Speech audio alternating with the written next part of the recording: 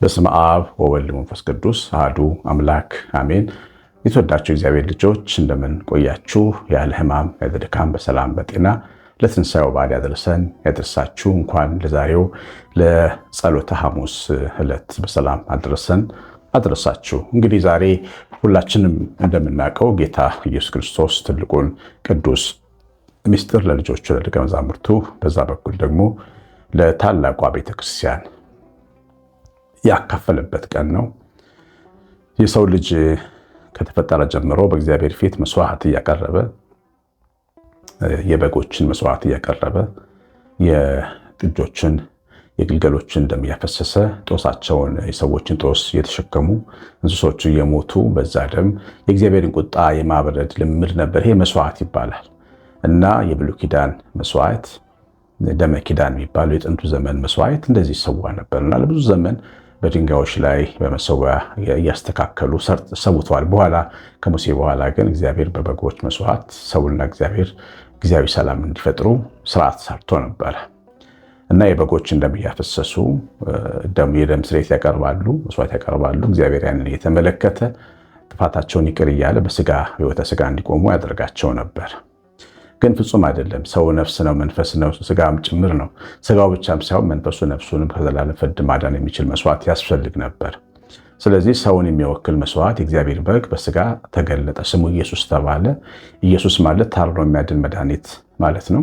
እንግዲህ ይህ መስዋዕት ከመታረዱ አንድ ቀን በፊት በአልዓዛር በሚባል ሰው ቤት በትልቅ አዳራሽ ሰገነት በተነጠፈለት ቦታ የብሉይ ኪዳኑን ፋሲካ በዓል አከበረ እና የቂጣ በዓሉን በላ። ከነሱ ጋር ሆኖ እንደ አይሁዳዊ ቤተሰብ የመጨረሻውን ፋሲካ አከበረ እና አዲሱን ኪዳን በደሙ በኩል የሚሆነውንና ሰዎች ከዚህ በኋላ በበጎች በጊደሮች ደም ሳይሆን በራሱ በክርስቶስ ደም በእግዚአብሔር ልጅ ደም እንደሚቀደሱ የእግዚአብሔር በክርስቶስ መስቀል ላይ በመሰቀል ምክንያት ሰዎች እንደሚድኑ የሚያሳየውን ትልቁን ምስጢር አሳየን ማለት ነው።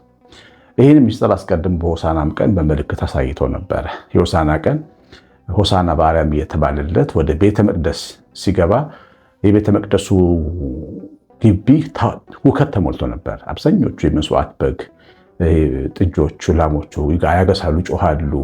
በጎቹ፣ ፍየሎቹ እንደገና ደግሞ እዛ ጋር ሐዋላ የሚሰሩ አሉ፣ ገንዘብ የሚለውጡ የሮማን ገንዘብ የግሪክን ገንዘብ ወደ አይሁዳውያን ገንዘብ የሚቀይሩ ለዋጮች አሉ፣ ርግቦች አሉ፣ የድሆች መስዋዕቶች፣ ዋኖሶች አሉ። እነዚህ ሁሉ ትምስምስ ብለው መቅደሱ ገበያና የበጎች የእንስሶች መስዋዕት ተሞልቶበት ነበር። ጌታ ያንን የእንስሶች መስዋዕት እንዳለ በጅራፍ ገርፎ አስወጣ ይላል። በጅራፍ ገርፎ ያስወጣቸው ላሞቹን፣ ጥጆቹን፣ በጎችን ነው። በጎችና ላሞች በቃል ስልጣን አይወጡምና ሰዎቹን ግን በቃል ተናገራቸው። እግዚአብሔርን ቤት እንዲያከብሩ ቤቱ ጸሎት ቤት እንዲሆን ነገራቸው።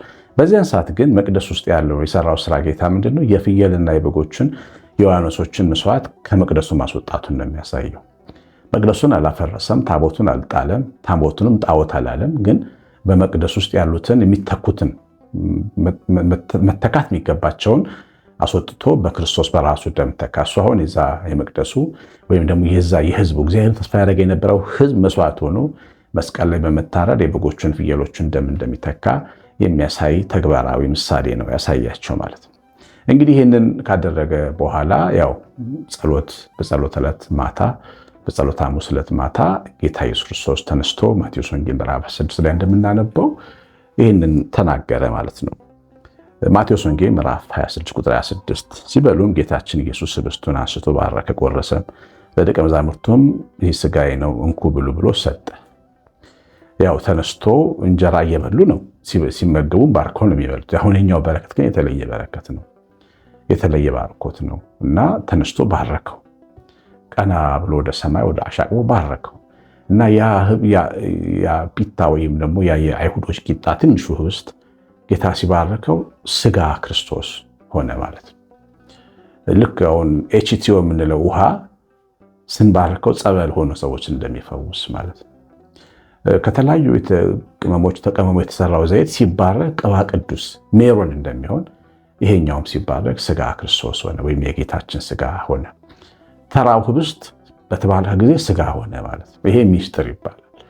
በሚታይ ስርዓት የማይታይ ጸጋ የምንቀበልበት ሲሆን ሚስጥር ይባላል። በቤተክርስቲያን ሚስጥረ ቁርባን የሚባል ትምህርት አለ። በሚስጥረ ቁርባን ትምህርት ውስጥ ይህንን እንማራለን። በሚታይ ስርዓት የማይታየውን ጸጋ እንቀበልበታለን። የሚታየው ስርዓት ህብስቱ ሲባረክ ቅዳሴ ላይ እናያለን። አሐዱ ብሩክ እግዚአብሔር አብ ሀዜ ኩሉ ዓለም አምላክነ ወብሩክ ወልድ ዋሕድ እግዚእነ ኢየሱስ መድኃኒነ ወብሩክ መንፈስ ቅዱስ ጰራቅሊጦስ መንሥኤ ወመጽንዔ ኩልነ ብለው ካህኑ ሲባርኩ ህብስቱ ወደ ክርስቶስ ስጋ ይቀየራል። ሀበነ ብለው ሲፈትቱ ህብስቱ የጌታ ስጋ ይሆናል። ይሄ እንግዲህ ሚስጥር ነው። በእምነት ብቻ የምንደርስበት ሚስጥር ነው። ጌታም እንደዚሁ የሚያዩትን ህብስት ባርኮ እንካችሁ ስጋዬ ነው አላቸው። መቼም ውሸት አይደለም። ህብስት ስጋ ሆነ ሲባል ግድ አይናችን እያየን ስጋ ወደ መሆን እንዲቀየር አይገባም።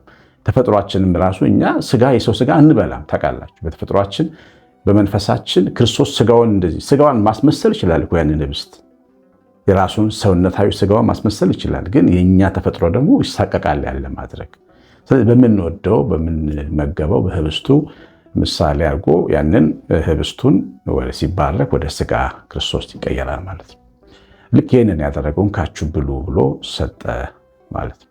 በየቅዳሴው ላይ የምንበላው ህብስት ተራ ህብስት አይደለም። ስጋ ክርስቶስ ነው። የክርስቶስ ስጋ ነው። ክቡር ስጋ ነው። በጥንቃቄ እንዳይነጥብ እንዳይወድቅ ተጠንቅቀን ተዘጋጅተን ታጥበን የምንቀበለው ሚስጥር ነውና እንካችሁ ብሎ የጌታ ስጋ አድርጎ ሰጣቸው። ጽዋውንም አንስቶ አመስግኖ ሰጣቸው። እንዲህም አለ፣ ሁላችሁም ከዚህ ጠጡ፣ ኃጢአትን ለማሰረይ ስለ ብዙዎች የሚፈስ የአዲስ ኪዳን ደሜ ነው።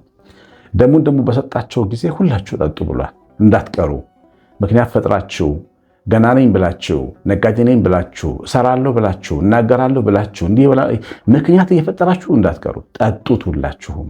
ለምን? የኃጢአት ስርየት የሚሰጥበት ነው። ኃጢአት የሰራን ሁላችን ሄደን ካህኑ ጋር ከተናዘዝን በኋላ ኃጢአታችን ይቅር የሚባለው የጌታን ስጋና ልብስ እንቀበል ይታጠባል ኃጢአታችን ማለት። ለኃጢአት ስርየት የተሰጠውን ደሙን ወይኑን አንስቶ ሲባርከው ደመ ክርስቶስ ሆነ ማለት ነው። እና ምንቆርበው የክርስቶስን ደም ነው እንጂ ወይን አይደለም። ምንበላው የክርስቶስን ስጋ እንጂ ህብስት አይደለም። ይህን ማወቅ ያስፈልጋል።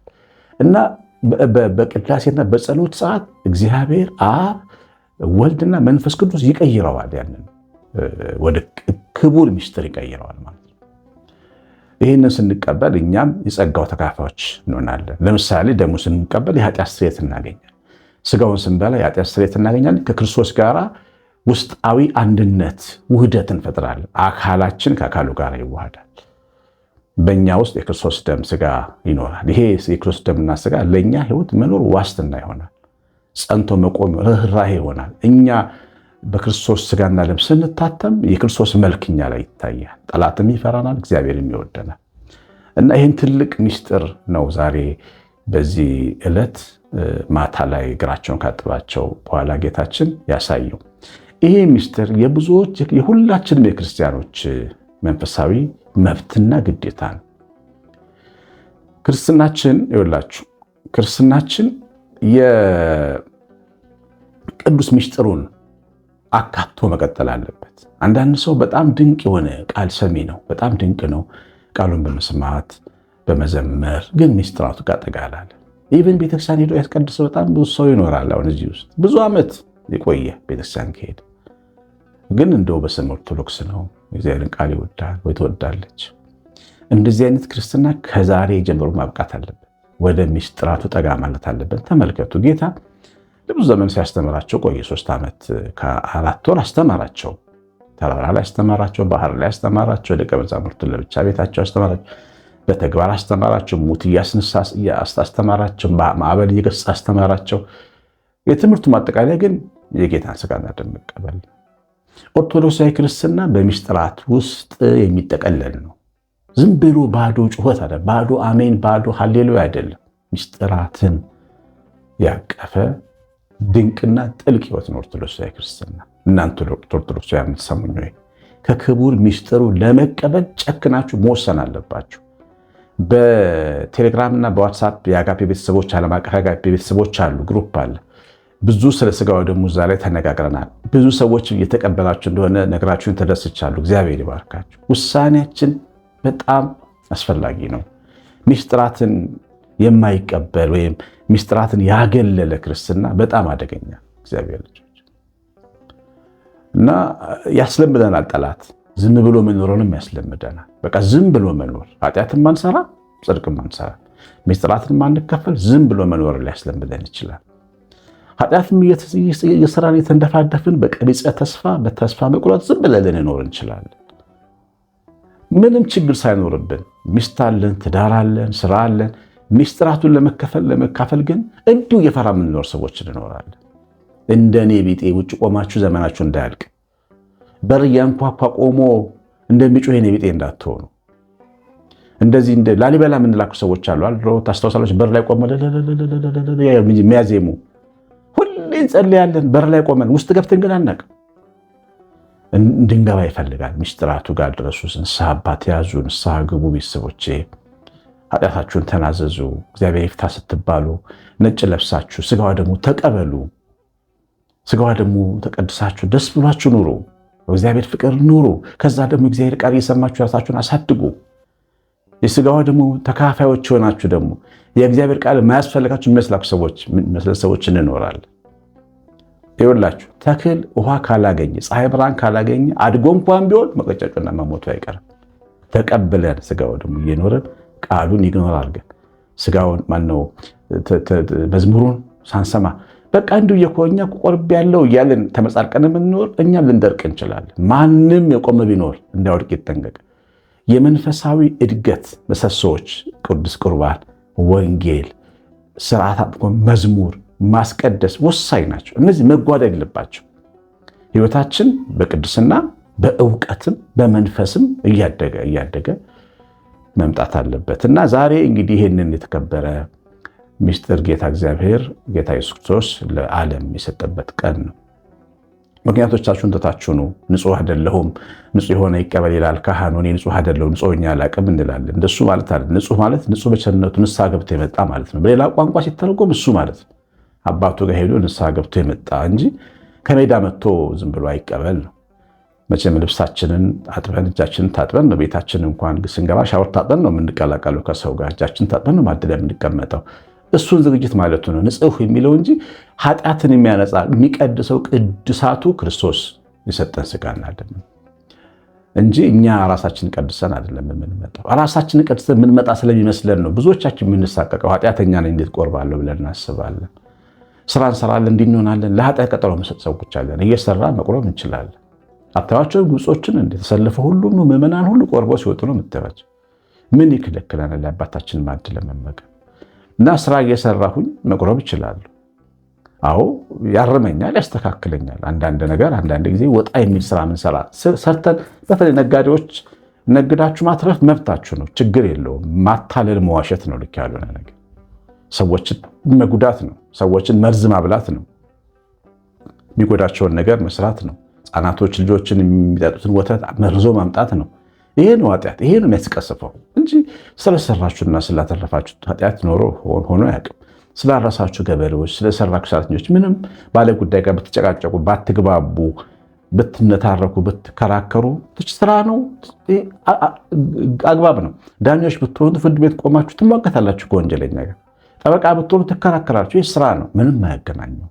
ስራችሁ ነው የሰራችሁ። መቁረብ የሚከለክላችሁ የለም እና የጌታ ስጋና ደም በእምነት የምንቀበለው እንዲሆን ተደርጎ የተሰጠበት ቀን ነው ዛሬ። ይህን ቅዱሳት ሁላችን እንቀበል ይገባል። ማንም ቅዱስ የለም። ታውቃላችሁ በቅዳሴያችን ላይ ቅዱሳት ለቅዱሳን ብሎ ዲያቆኑ